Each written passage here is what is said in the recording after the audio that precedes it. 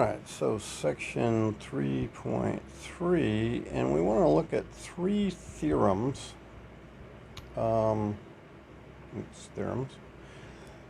Three theorems on, I guess, characterizing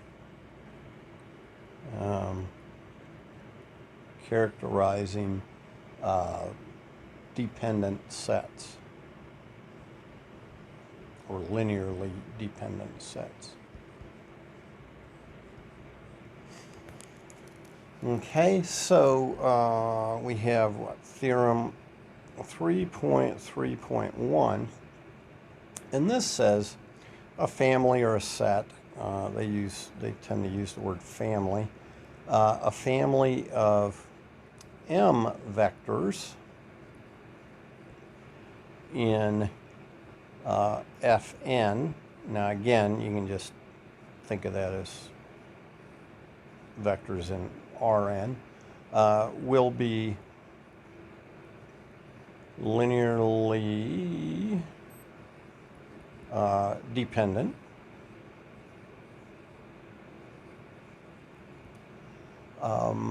if M is bigger than N. Okay, and then they say, well, equivalent to this, equivalently, any linearly independent set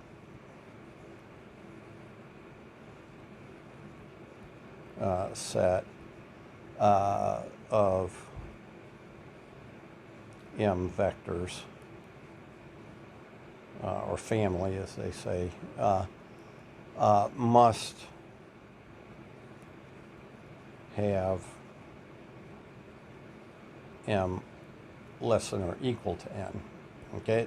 Now, just because M is less than or equal to N doesn't mean they're independent, but if you know they're independent, then there must be M less than N. So let's look at those M and N.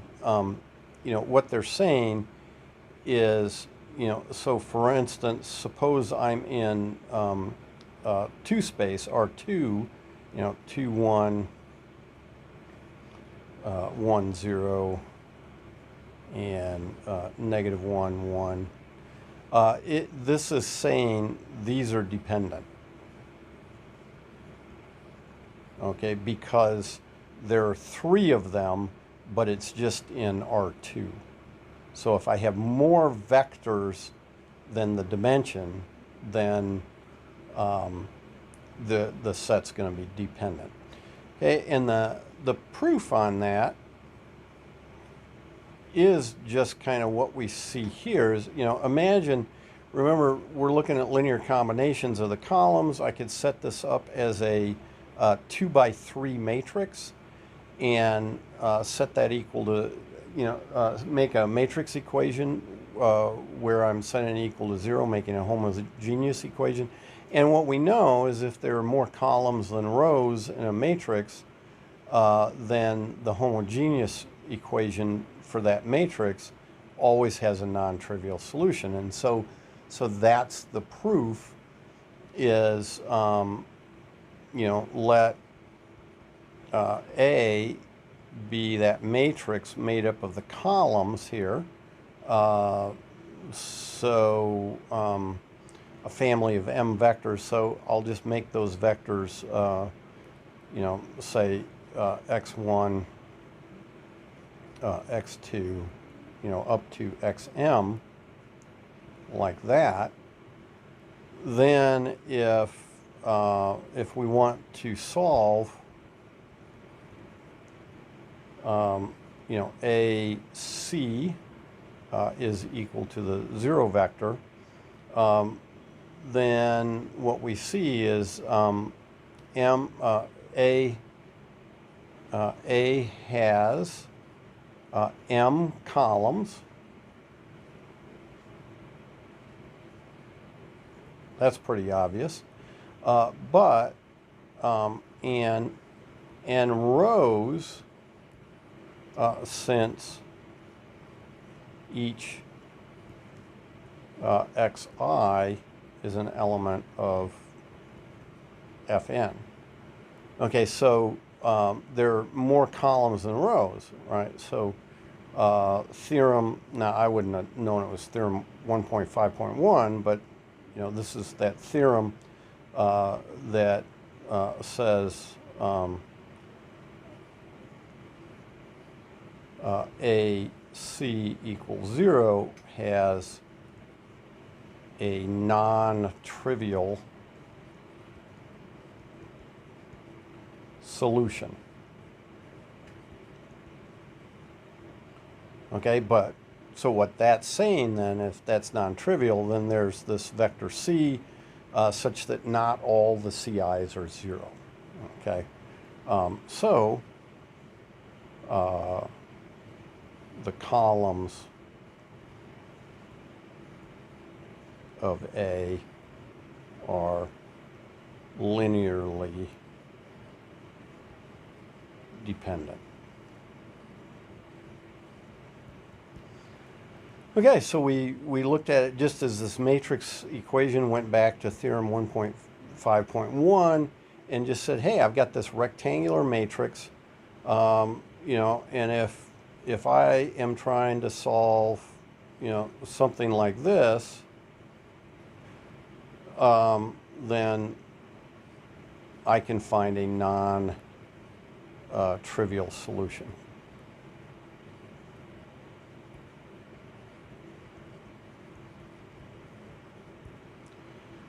Okay, so that's theorem 3.3.1. Then they generalize that. So they go to theorem 3.3.2, and here they say a family of S vectors, and they name them as a oh wait, no, they don't name those S vectors, sorry, in the subspace generated by x1 up to xr will be linearly dependent. Okay, so another characterization of linear dependence, linearly dependent. If S is greater than R. So I have a set of vectors, or a family of vectors in a space spanned by R vectors. If I have more than R vectors, is what this is saying, then they will have to be dependent. Okay, no matter what that subspace is. So if I just have more vectors than what I sort of generated that subspace with, then they have to be dependent. And again, they say equivalently,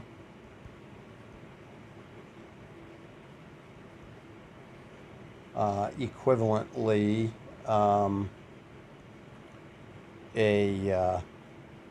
linearly independent set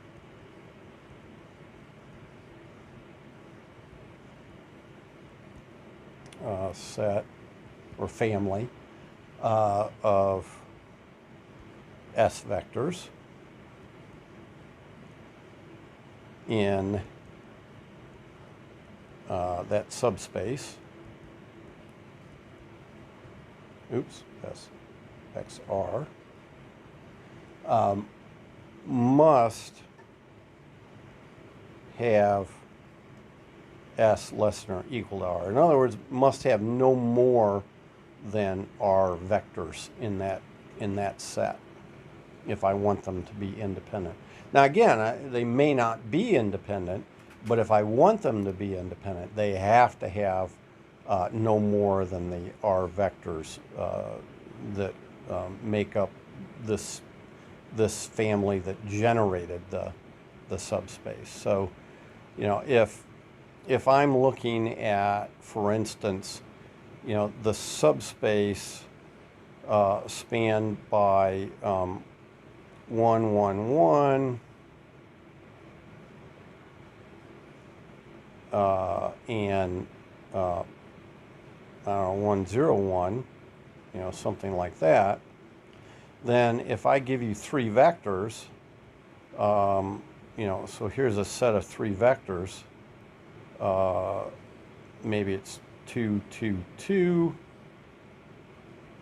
-1, 0, -1, and 2, 1, 2. Then actually I know this is linearly dependent. Okay, because I have 3 vectors here in a subspace generated by just 2 vectors. Now, to see this, actually it's really similar to the previous proof, but it's a little more subtle. Okay, so suppose I have my set of vectors, y1 up to ys, so there are s of those, and now I made all those by taking, something like y1 is equal to a c1, that vector, and y2 is equal to a c2, all the way up to ys is equal to a cs, and over those, where again I just took the columns of x, so a is just the x1, x2 up to xr. Now remember that s is bigger than r and so forth. Now, so as you look at this, I can make the matrix B that is y1, y2 up to ys. Now, if I want to see if there's a non-trivial solution to something like B, I don't want to use X's, Y's, or C's, so or A's. I'll use Z, I guess. If I want to solve that and show that there's a non-trivial solution, well, what I'm going to do is notice, okay, here are these vectors that are made this way. And so, whoops, I don't know what, get me back to that. Okay, so notice that, I could write B is A times C1 and then A times C2, because that's how I get the column vector for Y and the column vector, or Y1 and then Y2 up to CS. Okay, now, so that's just the matrix A times a matrix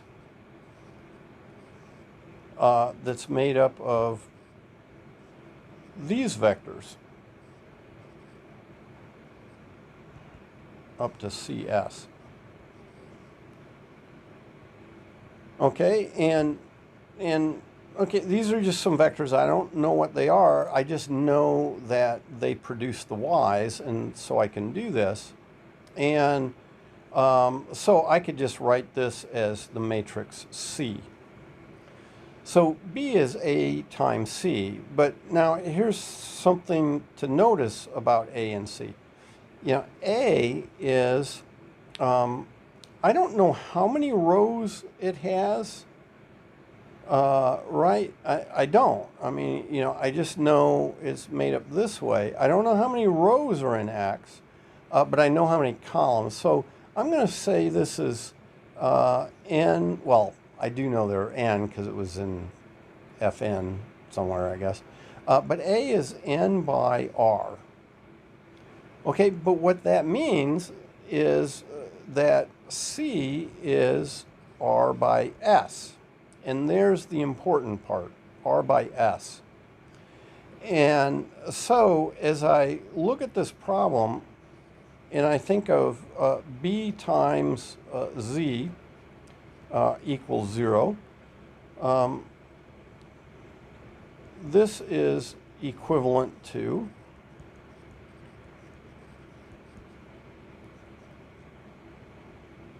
A times C times Z equals 0.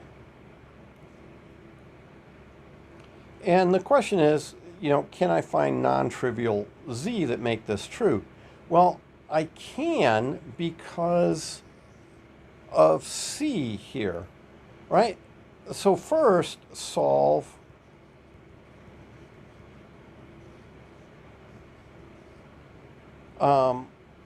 CZ equals 0. See, so what I'm doing is if I can find a non-trivial Z to make this true, then use that non-trivial Z, and what happens is ACZ becomes A times a 0 vector, which we know is 0, and so that Z would solve it. Well, so I say first solve this. Well, CZ equals 0 has a non-trivial solution. Run out of room there. Non-trivial solution. Okay, now how do I know that? We'll look back here. C is R times S. All right, C is R by S, not times, R by S. And we know that R is less than S. So C is rectangular with more columns than rows. Okay, so we use theorem 1.51 to show CZ equals 0 has a non-trivial Z. So that's a pretty cool proof. We had to break down our B matrix here into A times C, and then realize, because I have no idea how big A is in the sense of rows versus columns. There was nothing set up here. When we have this family of S vectors in this subspace x1 to xr, it doesn't say anything about how many vectors there are here compared to how big the vectors are.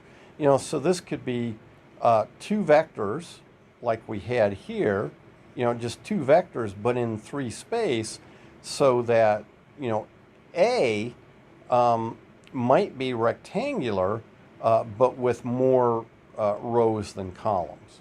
And so I had to kind of appeal to that piece there, and then show that I could write this AC, where C was the kind of rectangular matrix I needed.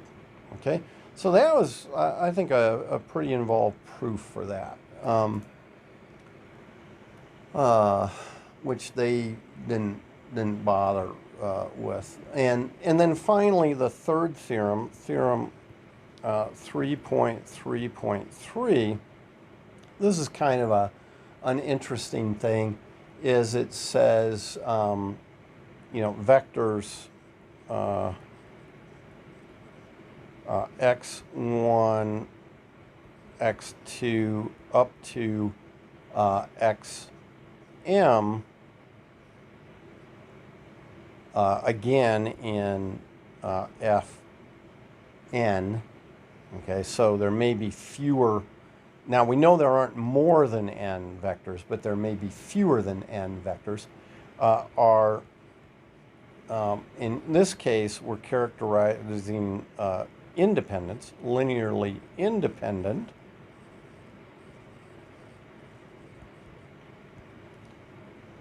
If, and this is interesting, this looks like induction sort of thing. They say that x1 is not 0. Okay, so then it's not 0. And then B, for each k with 1 less than k less than or equal to m, x sub k is not a linear combination of the previous vectors in the in the list. So x1, x2, up to x k minus 1. And so that's that's an interesting sort of way to look at it. Like I say, it looks like an induction kind of thing. Now they don't give a proof for this either. I haven't really thought about a proof for it.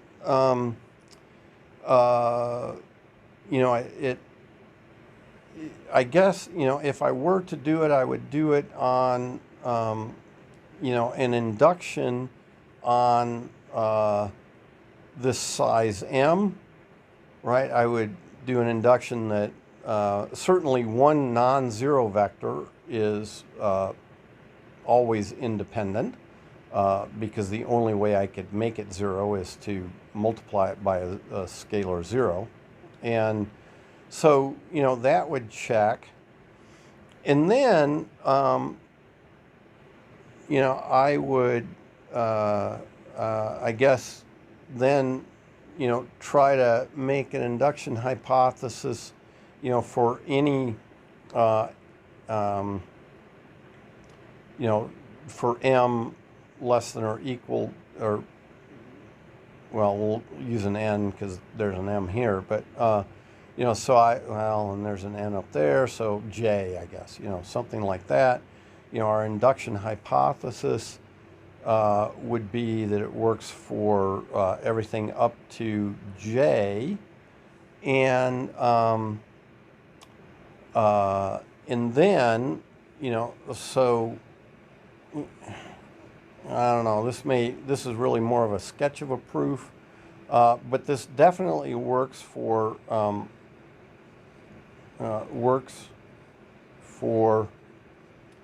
m equals 1.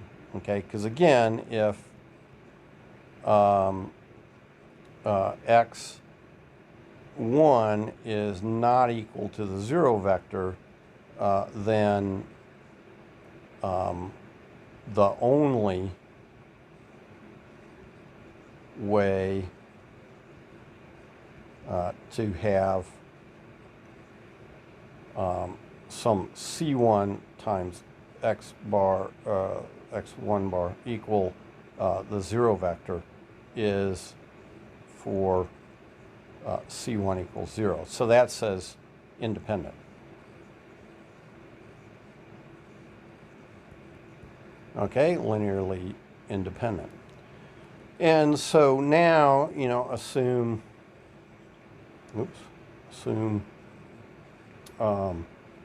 true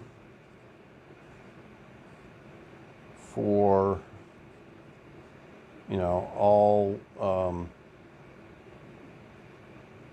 j less than or equal to some I, something like that, I guess. And then you know, let's look at the set, you know, x1 up to x I plus 1. You know, if I look at that set, then let's see, I got to go back here and so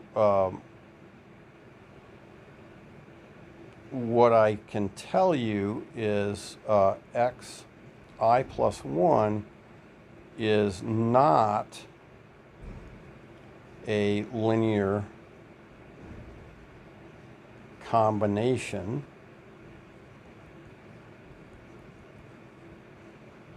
of x1 up to xi. Okay, so I can tell you that. That's given then. So now, you know, the question is, suppose I want to, you know, solve C1 x1 plus C2, oops, no bar on that, x2 plus, you know, Ci xi plus Ci plus 1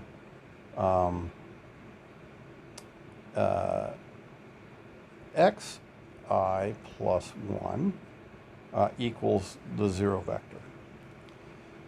Now,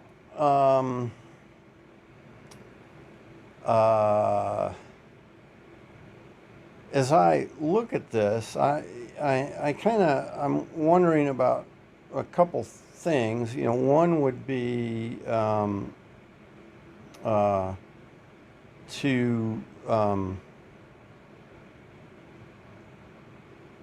oh wait, yeah. So solve this, which implies the C.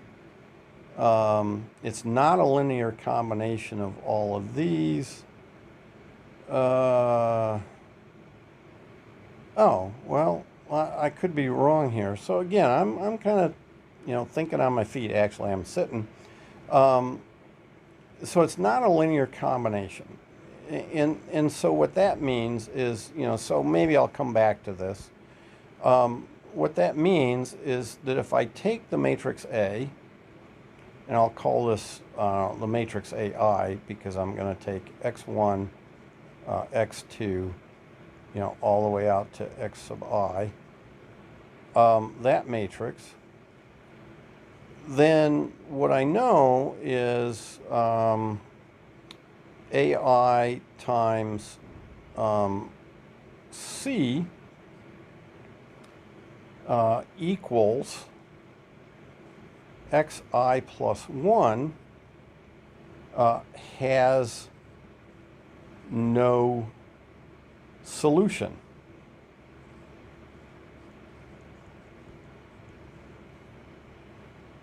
Okay? That has no solution. And so, in that case, there are no C sub I, C sub k, k equal 1 to I. There are no C sub k such that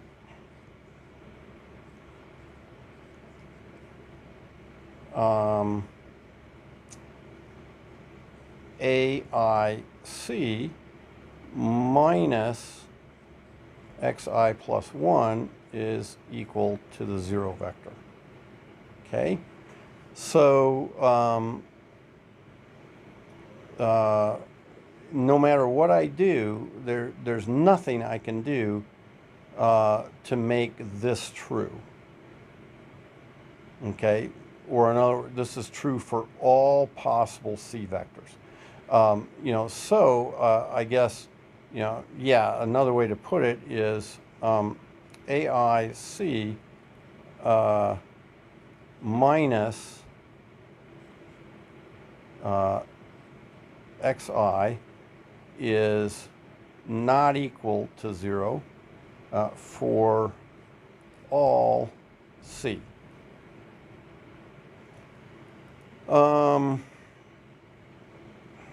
And I'm trying to think, did that help? Well, then, yeah, this isn't a really good proof, but it's kind of getting at what I need to do. And again, I think seeing proofs like that, seeing me do this is a good thing because you see kind of what I have to do to work through toward a proof. And, so I'm not exactly seeing what I want here other than now, if I multiply through then by any other constant, like a b or something, right? Just multiply through by a scalar, then I know that b times ai c minus xi plus 1, not minus 1, plus 1 is not equal to 0 if b is not equal to 0. Well, so now what you see is that, I could bring that b in, I've got ai and I've got a b times c here, right? So that's really still any set of vectors c minus b times xi plus 1 is not equal to 0 if b is not equal to 0. And so what I see is that, I feel I've gotten to, but it's not a great proof. It's not a well written proof at this point. But you see, if that's the case, then only letting b equal 0 gets the 0 vector. But you see, if I let b equal 0, then what I have is I've got ai times a 0 vector minus 0 or plus, I could do plus by that time, 0 xi plus 1 is equal to 0 vector. So you see, I've forced all my constants to be 0. So, these are x 1 to x I plus 1 are linearly independent. And so there I've made my, I've used my induction hypothesis to get this. And, I'm not sure about this proof. I feel like, it's off a little bit, but it's pretty close. Okay, so we'll call it good for something on the fly here, and I think that's plenty because that made this a very long video.